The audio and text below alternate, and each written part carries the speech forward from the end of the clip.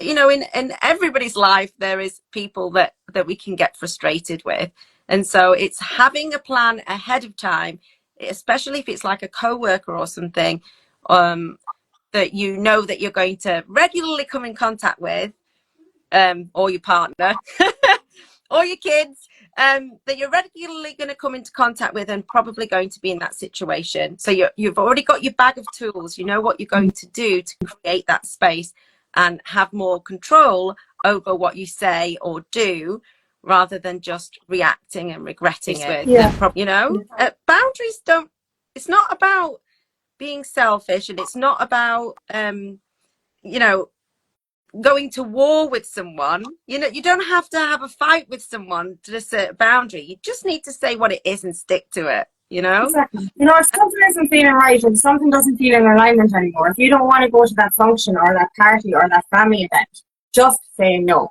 Say no is a full sentence. You don't need to explain, like, you know, are you prioritizing somebody else's needs and not prioritizing your own? Are you saying no to things that you want to do in order to say yes to other people? This is it. Like, and it's just that simple thing of saying, no, I don't want to do this today. You don't have to say why. They don't even deserve an explanation. No, it's not important. You just don't want to go to something, say no. Say no, I have plans. Say no, I'm busy. If you want to do something else, go do something else. Yeah. Yeah. What happened is they always washed up, and I didn't do it because it would always annoy them before it would annoy me. So in that situation, I told myself, oh, well, they obviously don't mind doing it, because that allowed me to keep doing what I was doing. So their frustration with me is because they needed to communicate it, and maybe they did, and maybe I didn't listen sometimes. Anything else that we could do to ground ourselves? I think being out in nature is really, really awesome. Like, just putting your feet on the grass. And I find that as well. Just like if I'm having a really triggering time, like just go out in nature, go for a walk. That's really great to center yourself, really great to calm yourself down. And you know, what I find even as well is just watching a nice movie or something like that, relaxing with my dog and my cat on the couch. Just coming back to just a sense just of calm, bringing your nervous system back down to a sense of calm. That can really help with things like, you know, and giving yourself that space between your response and, you know, wait for yourself to calm down, definitely. Self-soothing thing. Oh yeah. Yeah. So stroking down your arms, that helps as well. That's very calming. Or as if you're washing your hands, or used to do that one, didn't you, when you were stressed? Yeah, I randomly started doing this out of nowhere. This is when I was in really heightened anxiety, when I had a fear-based entity attached to me. And I just randomly started. I still do it actually when I go into crowds and into the shop. I'll be walking around and do my shopping and everything like this. You know, my hands will be down by my side, like, you know, you wouldn't actually see it. But it's actually, and I Googled it afterwards. I didn't even know. I obviously have some free premonition to this or something. But I Googled it afterwards, and apparently it is to alleviate anxiety. And it is just really, it's like this, or, you know, an affirmation or a mantra. It's like, I am safe, I am healthy, I am protected. Just getting yourself into that repetition can help you to kind of come out of that heightened anxiety. It's really, really helpful. Just any kind of a distraction from that heightened, you know, body reaction. Because I know what it's like to get into a panic attack or an anxiety attack, you know, in that moment of frustration or anger or fear. And just to kind of just bring yourself back down, just try and concentrate on something else, you know, just anything at all, just to distract yourself from the situation would be really helpful. Yeah, breaking the state in whatever way works best for you. And it's a good idea to have a think before you're in those stressful or frustrated situations. Have a think what you think is going to work best for you. Is it going to be a mantra? Is it going to be box breathing? Is it going to be another type of breathing? Are you going to use senses? Are you going to do self-soothing? Is it that you just need to completely walk away from a certain person? It's being prepared before you're in that situation. And you know, in everybody's life, there is people that we can get frustrated with.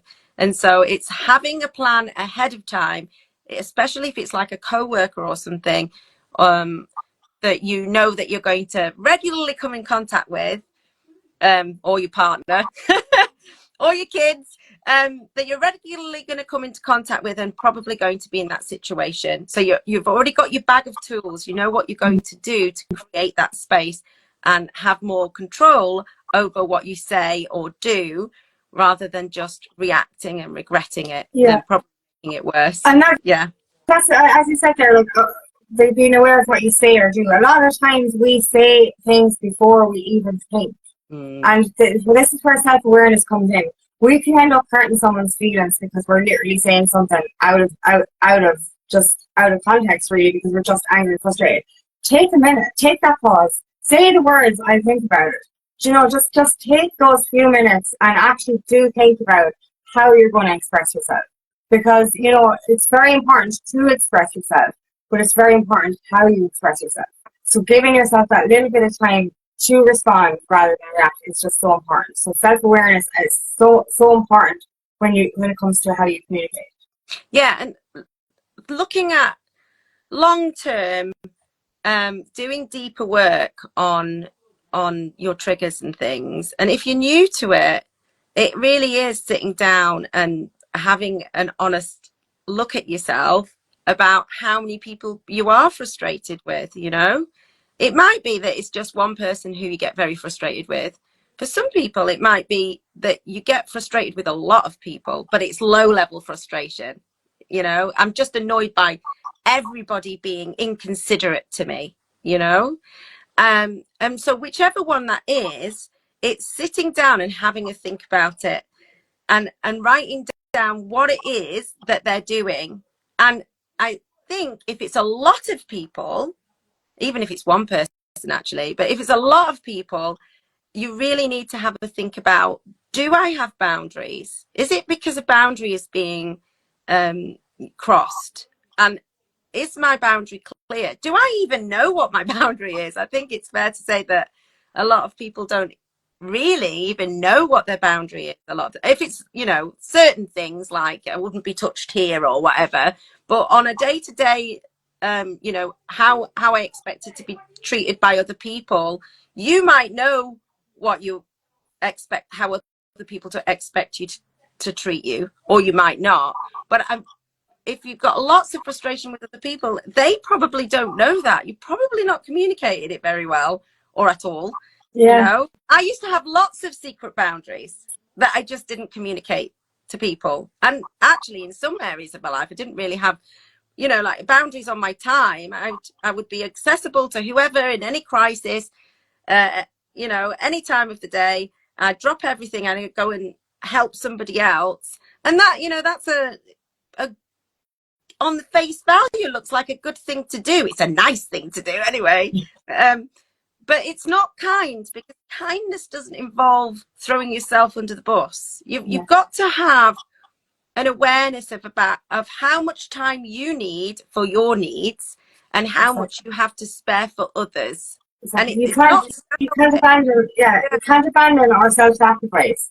Self-abandon or self-sacrifice in order to provide for others. You need to provide for yourself first. That's not selfish. That's important. You need to be 100% in order to help others. But if you're putting yourself through stress or, you know, self-sacrifice in order to help others for yourself, that is not going to be good for anyone, because that's only going to lead to burnout and collapse. And like we say, it's mirroring. If you find that people are like, they'll always ask you for this and always ask you for that, and you're like, they don't respect me. You need to have a little think about, am I respecting myself? Because they can ask, but you don't have to do it, you know? Exactly. That's 100%. Exactly. You know, you're saying, oh, they're disrespecting me. No, you're just disrespecting yourself by allowing this behavior. You know what I mean? You're saying yes to this behavior. So you have to say no to the behavior. Say no is a full sentence. You don't owe anyone an explanation. If you don't want to do something, just say no. Yeah. And this isn't a place from a place of judgment at all. I was definitely please. I would definitely. Oh yeah, all this stuff we go through ourselves. Like, you know, we're never ever saying anything that we haven't experienced ourselves or gone through ourselves. We've unlearned this behavior. Yeah, and it's easy to do once you get started with it, and it's starting small. You know, you don't need to go and challenge your boss on day one of your boundary setting day. That might not be the best place. Not your high stakes people, you know. Find somebody who's lower stakes that you can practice asserting your boundaries with.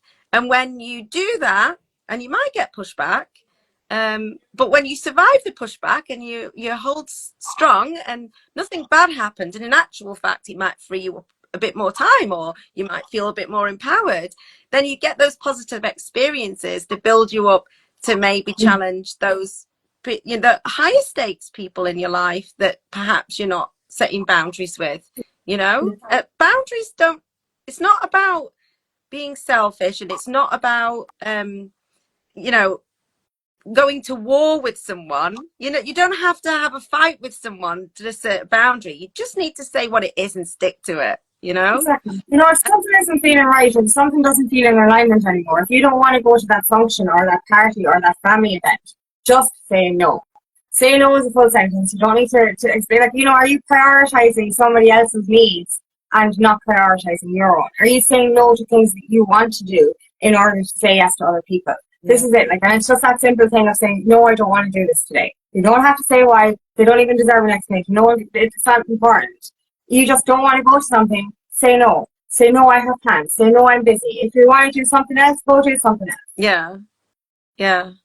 And it's, you might want to give a bit of you don't have to, you can just say no, but you might want to say the reason why. It might be, no, I'm not going to that because of this, which is important to me.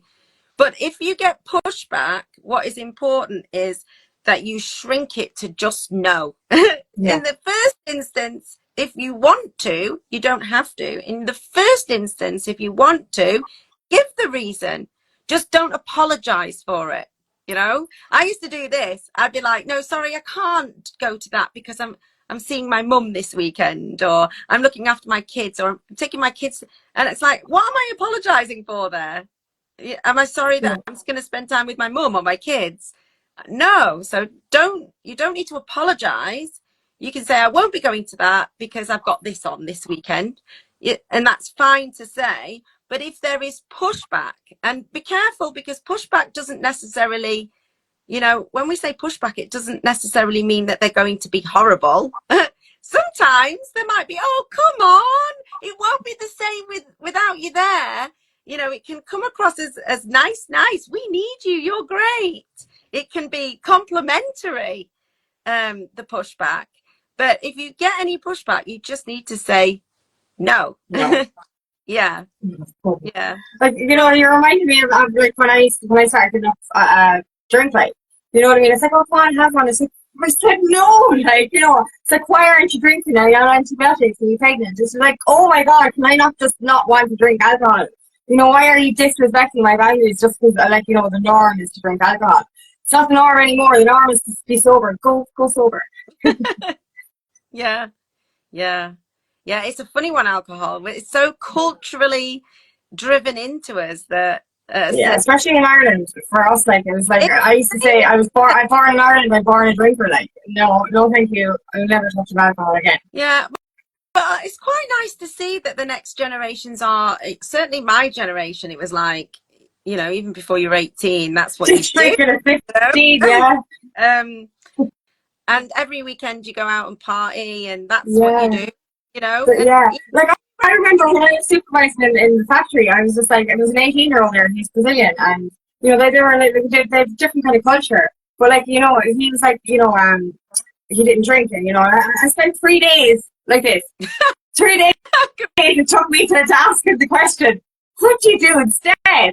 And like, now I respect it. That was when I did drink. Now it's just like, oh my God, I wish everyone did drink. Like, whenever I do have children, like, it would be so nice to actually have them grow up in a house without alcohol or cigarettes, and have a world where it's not the norm to drink or party. Like, and a part of me thought, we'd missing out on all the fun we had. But I was like, Jesus Christ, we might have had fun, but that shit was dangerous. Yeah. You know what I mean? So yeah, like, I'm glad that the future generations are growing up in a world that's safer. And that's what it is, it's safer. And I do think there is a trend, actually. I think the younger people these days, it's not, in my generation, it was very much, that's just what, there's technology now. Maybe we didn't have technology, so we used to just get drunk.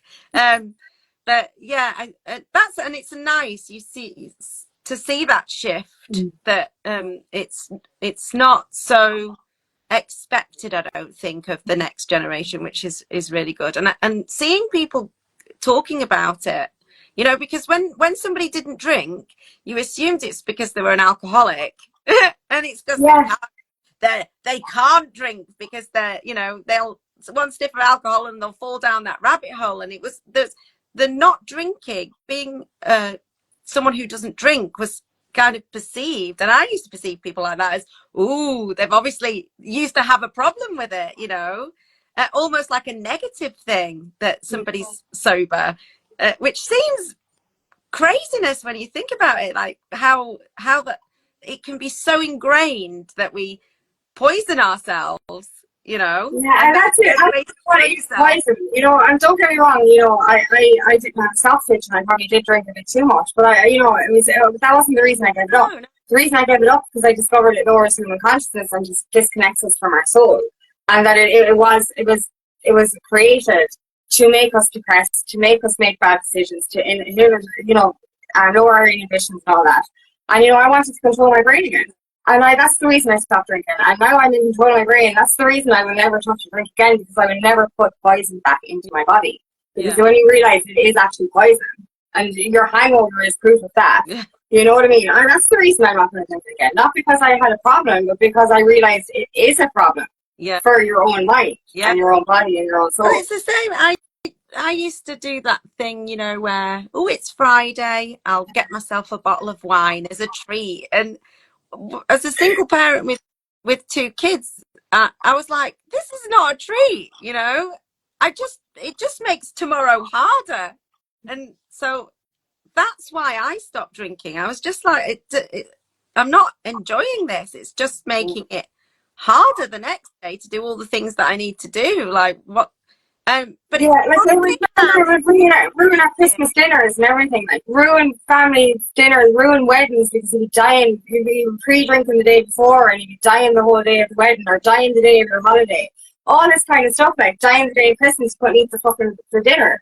You know what I mean? We were ruining, and you know, you go to parties or you go to concerts, and you would remember nothing. You know what I mean? Going to a concert sober is the best feeling in the whole world. You get to feel the music, and then you get to remember it the next day. Yeah, it's just, yeah. We always go on a tangent when it comes to giving up drinks. Maybe there's a message out there for somebody. Well, it's going back to boundaries, isn't it? That sometimes people are not being malicious in not respecting your boundary, and sometimes, you know, if people have known you a long time, you have to understand that they might prefer the old you. In that initially they'll be like, but I preferred it when you was the person that partied, or I preferred you when you behaved in this way, or I preferred it when you would answer my phone calls at any time of night. And it's okay for them to feel that way, but it's also okay for you to make a change, you know. And so like we're supposed to change. If people push back, it doesn't necessarily mean they're a bad person, you know, particularly if they've known you for a long time. However, if you get a really, really negative response, or repeated negative responses to us, you don't want to spend time with people who you have to constantly assert your boundaries with. Now, obviously, in a workplace, you have to be around people that you might not necessarily choose. Maybe I've got wonderful staff at my school, so I'm very fortunate.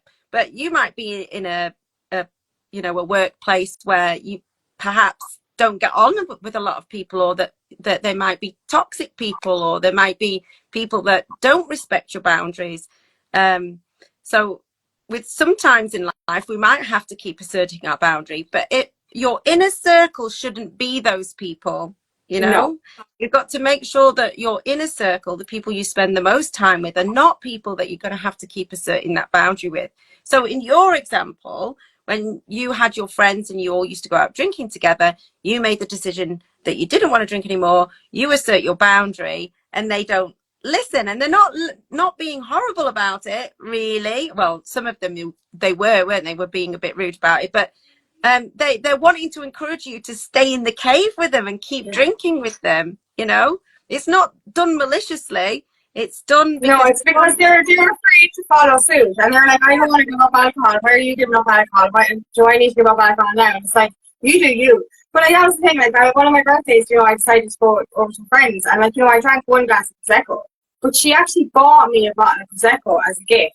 And I don't like opening the gift cards in the mouth, but when she was giving me, I'm like, don't drink anymore. She's like, but I bought it for your birthday. And I'm like, but I don't drink anymore. I had one glass just to be polite, like, you know what I mean? And it's just like, you don't understand me when I say I don't drink alcohol anymore. But I bought it for your birthday. No. That's it. And so sometimes people can cross your boundaries or ignore the boundary, and it not be, it's, when we say pushback, it's not always with anger or an argument. Pushback can be friendly. Pushback can be friendly, but you've got to be, that's why it's so important that you're really clear on what your boundaries are. So if you have frustrations with people, sit down, have a little think, what are my boundaries? Are any of my boundaries being crossed by these people that are making me frustrated? Have I communicated these boundaries with these people?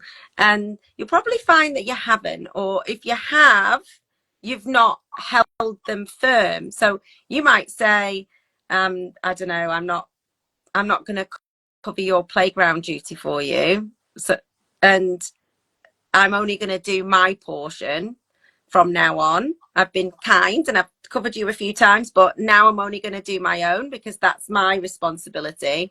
And I want to do other things. I've got my own paperwork to do. And then they say, oh, I've just got to go to the photocopier. Will you please cover my playground duty? And then you go, oh, okay then. Then you've ruined your boundary there. And that's why perhaps people are not respecting your boundary. A boundary has to be held firm. Otherwise, it's not a boundary. It has to be communicated and it needs to be asserted, when you have pushback. And because otherwise it's just confusing for other people. I'm not going to do that. And then, yes, I will. No, I won't. Yes, I will. No, I won't. They don't know where they stand with you either. You probably don't know where you stand with yourself. Yeah.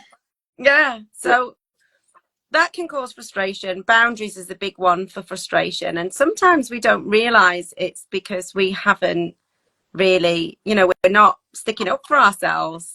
And that's why it's frustrating, because we want people to magically know what's going on in our heads and do the right thing. And some people know they're doing unkind things or putting too much on you. Some people, and I know I've done this actually, when I've let other people, like for example, when I was in a shared house many years ago, when I was in my late teens, and I don't like doing the washing up, and the washing up would bother them well before it would, but it wouldn't bother me until there was nothing left to use to cook my dinner. If there was, so long as there was a spoon and a pan and one plate, I was fine. It didn't matter, it was spilling out everywhere. It didn't bother me. I'd just not look at it. Whereas other people had different standards. So what happened is they always washed up and I didn't do it because it would always annoy them before it would annoy me. So in that situation, I told myself, oh, well, they obviously don't mind doing it, because that allowed me to keep doing what I was doing. So their frustration with me is because they needed to communicate it. And maybe they did, and maybe I didn't listen sometimes. But that's how these things can happen, isn't it? That,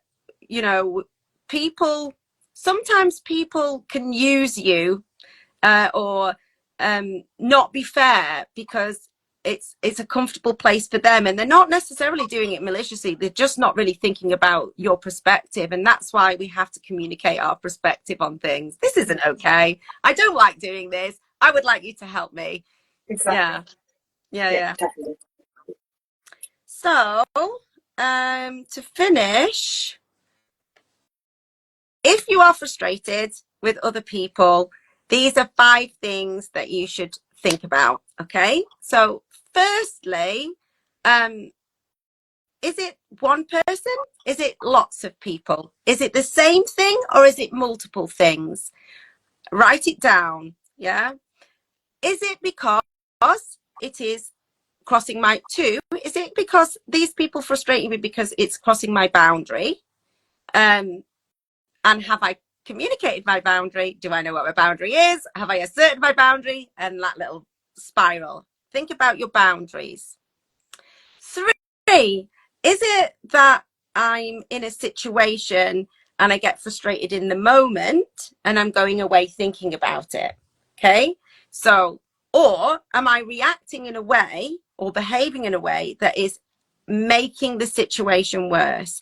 And so in that situation, number 3 is to create space, to allow yourself to reset, do all those things like self-soothing, breathing, mindfulness, to give yourself space to think logically about what's happened and try and see it from their perspective. Am I being unreasonable, or was it just frustrating because I wasn't getting what I wanted? Yeah. Are we on 4? What could number 4 be? Number 4 could be meditate. Meditation, yeah, meditation and grounding, yeah, that's your grounding. Just self-awareness and introspection. Yeah. So meditation and grounding practices, and 5 is self-awareness. Just lots of work on self-awareness and introspection. Yeah. So that could be journaling, like we said, or it could just be self-talk. And if you're not really a writer and you're like, well, I don't really fancy this writing thing, journaling, but I could do the self-talk, but I don't really know what to ask myself. Then there's lots of, you just use the same journaling prompts, but just, do it in your head or say it out loud to yourself. So you can get journaling prompts online.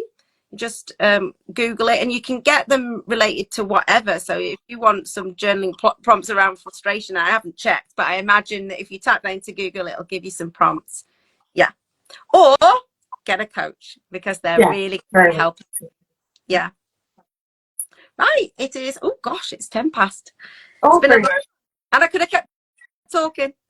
Yeah, me too. That's good. Right. And to finish, join Teacher Mindset Matters. It's our Facebook group for teachers or school support staff who want some help on a growth journey. We've got all different types of coaches there, covering different areas of self-development, like nutrition and health and transformational coaching, stress management, and all sorts. And if there isn't a coach in there that can help you, we could help you, because we can help in all areas. But if you're looking for something specific, then you can join and let us know, because I've got contact with lots of different types of coaches. Angela and I, we work closely with them weekly, so we would be able to find someone to help you. So definitely join. It's search for Teacher Mindset Matters on Facebook. We're the only one. And I'll see you next week. Okay, cool. Bye-bye.